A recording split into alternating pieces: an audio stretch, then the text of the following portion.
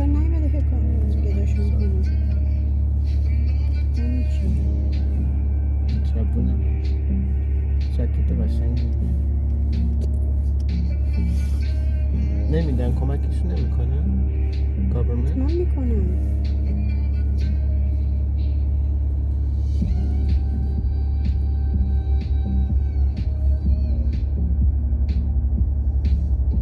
چوبای اونجا رو جمع کردم بعد بذارم از تو اون بر بیرون بودم باشه درختای گنده باد زده انداخته پایین کجا؟ بیرون؟ نه ببین سای دیگه باید فنسات عوض کنم همش داره میریزه ها؟ اجاره میکنم خونه رو عوض میکنم دیدی قیمت چه ارزون بود تو وان و مارکام؟ بیا میریم یه خونه میگیریم که مدتی تمام خونه $2200 تو مارکام تمام 4 تا خوابه به 2 تا عکس فرستادم که یه سال میکنیم که یه چه دیگه پیدا آره ولی یه خونه خالی باشه اینو بفروشیمش خالی باشه کلفت بیارم همه رو تمیز کنم نه بابا اونجای $5000 فکر نمی‌کنی اینجا 6 تا بدی اونجا 6 تا نه بابا اصلا کوچیک باشه نداره بنگالو قدیمی باشه نه من قدیمی نمیخوام من اصلا قدیمی نمیخوام موقت میخوای بریم ببین یه سال موقت نیست من باید برنده باشه معاملت کنیم بانگو یه ذره بیرون بریم که سلار آدم بتونه ببره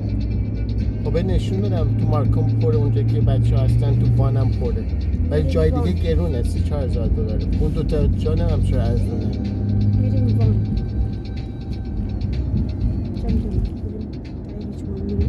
اصلا میتونیم تانهون هم بگیریم ریچمن هیل نو از اون برند نیو هستش نو ولی سگه یاد برم بیرون تانهون نمیشه سگو برد چرا با حیات کوچولو پشتش هست من که لاکی کسی خوب پیداشو میدم برم نه بابا من هنوز سگ دارم ایران ریسپانسیبل هم بیارم چون اخلاقشون هم خوبه مثل همه اون پرابلم تو سگ میخوای بیاری نه لاکی دیشب منو دوبار بیدار کرد بیاد بدون هیچی میپره اینو اون گاز میگیره خاک تو سر کام به تمن اینطوری هست نمیتونی کسی که آوردی ابنده نیستش که مگه گربه رفتن خونه مردم گربه فیلینگ نداره سگ فرق داره هیچ فرقی نداره چرا فرق یک سگ بیشوره مثلا اون یکی نیست لازمه یارو بیشوره بکنی نکنی براش یکیه 6 سال با یه نفر نمیتونی بدیش 4 ساله نمیشه مردم بیان ببینیمش کانادایی ها حوصله دارن محمد ندارن میکشن چرا؟ پیشنت نه به انیمال پیشنت مگه ندیدی میان چه چیزایی میخرن نون شبش رو میزنه $200 میده غذای کوفته اینا رو بخوره اونا پیشنت هم خونن حوصله دارن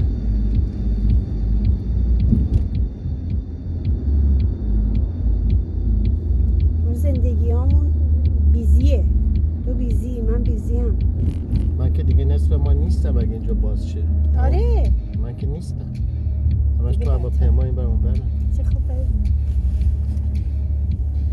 که از اون نیست که تا هواپیما میری وینیپگ بعد همون موقع هواپیما سمشه من که برگردم